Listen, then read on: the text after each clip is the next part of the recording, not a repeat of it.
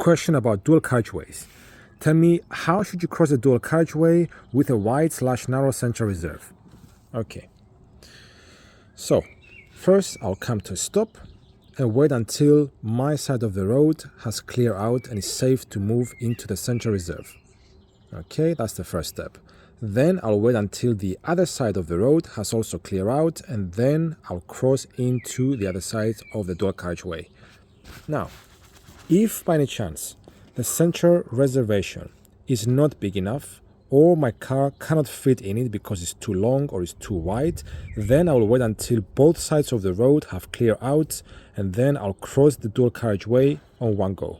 Remember, if the central reservation on the other side of the road is being used by other road users, which might be coming in to use it as a filter lane so they can turn as well, then you're going to have to wait until they use the lane and then clear out the reservation, and then you move into the reservation yourself. And just to go beyond the theoretical question, do not block the dual carriageway if there is already another car waiting inside the central reservation.